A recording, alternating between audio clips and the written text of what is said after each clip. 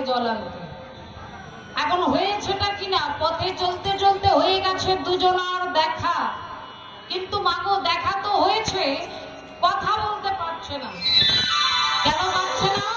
কারণ গোবিন্দের সঙ্গে আছে দাদা বলরাম, আর রাধারানীর সঙ্গে রয়েছে ননদী কুটিলা।